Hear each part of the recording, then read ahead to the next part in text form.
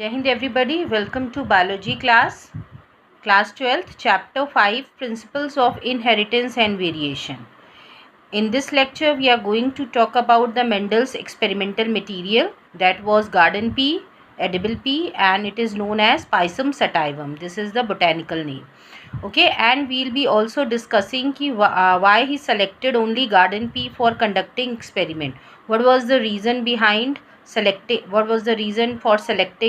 this material only? What are the advantages? Okay, so let's start the lecture. So Mendel जो थे उन्होंने experiments अपने किए 7 to 8 years तक उन्होंने एक्सपेरिमेंट्स कंडक्ट किए गार्डन पी पे.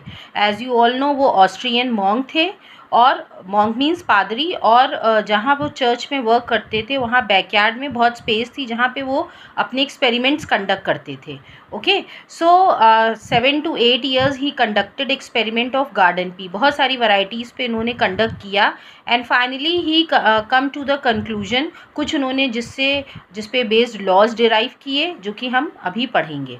Okay, so Pisum sativum chromosome number is 14.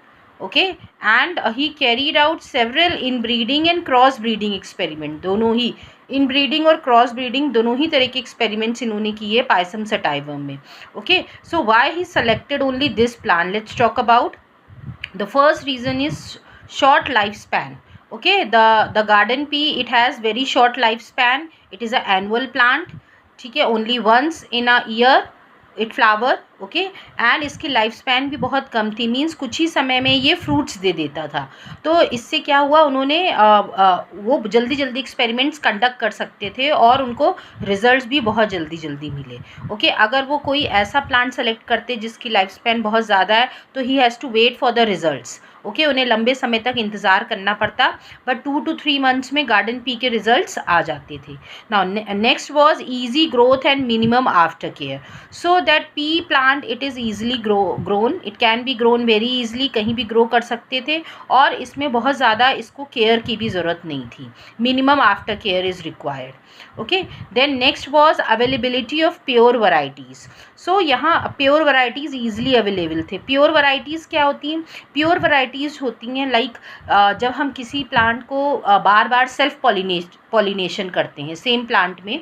Okay, तो उससे जो सीड्स मिलते हैं हमको, दे आर प्योर. ठीक है, उनमें कोई भी कैरेक्टर्स जो हैं, कुछ भी आउटसाइड कैरेक्टर्स नहीं होते हैं. सेम कैरेक्टर्स हमको बार बार जब रिपीट होते हैं, दैट मीन्स कि वो फिर सीड जो है वो प्योर है, प्योर वैरायटी है. ओके, तो इसकी भी इसमें ईजिली अवेलेबिलिटी थी because it can be self pollinated.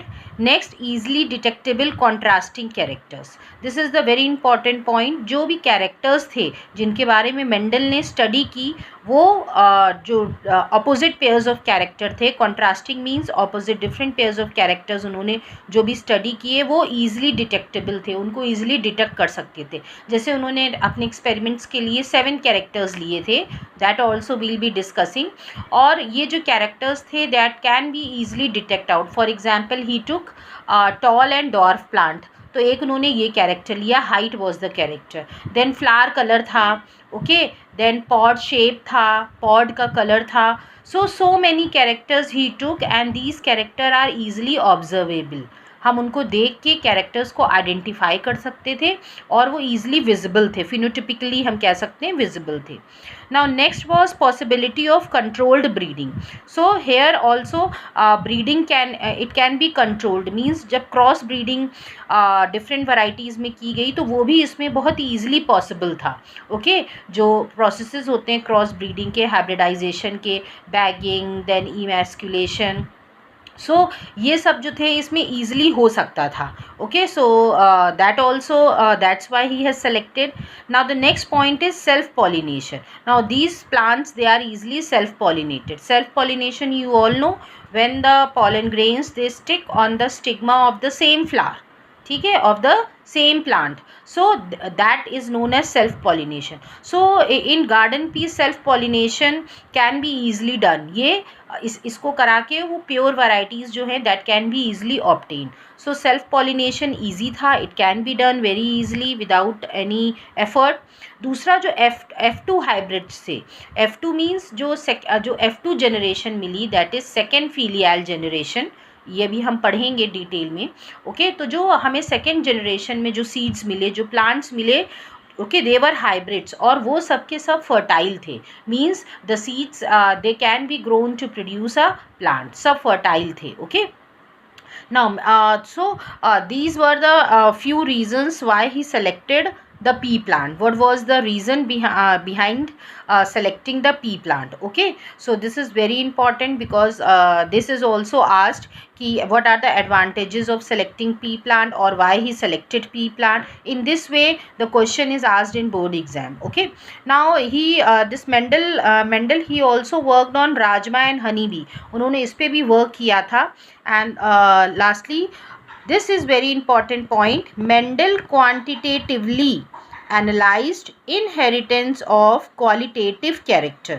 Okay, what does this mean? इसका मतलब है कि मेंडल ने क्वांटिटेटिवली, क्वांटिटी मीन्स बहुत सारे प्लांट्स पे उन्होंने एक्सपेरिमेंट किया और उससे जो रिजल्ट्स मिले, ही took that result and frame the laws of inheritance. So he quantity यहाँ का मतलब है कि बहुत सारे पी वैरायटी पे एक्सपेरिमेंट्स किए, analysed inheritance of qualitative character, और उसके बाद जो कंक्लूजन निकाला कि the characters which are inherited, ठीक है, the characters which are pass from one generation to another. So qualitative characters. Now जो इन्होंने ये वर्क किया but his work didn't get any recognition. उनके वर्क को कोई भी रिकॉग्निशन नहीं मिला था क्योंकि उनके जो भी उन्होंने बातें बताई, या तो वो जो थे वो वहाँ उस समय के जो साइंटिस्ट थे उनको समझ में नहीं आई, या कुछ चीज़ों का वो सही से रीज़न नहीं दे पाए, उसको एक्सप्लेन नहीं कर पाए अपनी फाइंडिंग्स को. So this was the reason कि उनकी जो भी उनका एक्सपेरिमेंट था दैट वाज नॉट अप्रिशिएटेड, या लोगों के सामने तक नहीं आ पाया. तो उनका जो वर्क था वो हिडन रहा. और आफ्टर दैट उनकी डेथ के बाद जो उनकी डेथ हो गई, और उसके बाद 3 साइंटिस्ट थे, Carl Correns, Hugo de Vries and Tschermak. Okay, von Tschermak. Now ये 3 साइंटिस्ट से ही टुक आउट हिज वर्क, और वो उन्होंने उनके वर्क को, मेंडल के वर्क को सबके सामने लाया. ओके, और उनको रिकॉग्निशन मिली मेंडल के वर्क को.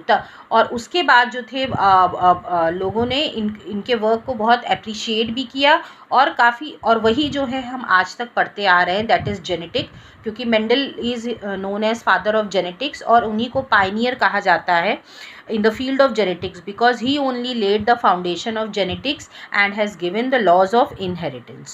Okay, so ये कुछ साइंटिस्ट के ये जो 3 साइंटिस्ट थे, इन्होंने भी मेंडल्स के जो 2 लॉज थे, law of dominance and law of segregation, उनको मॉडिफाई किया और सबके सामने लाया.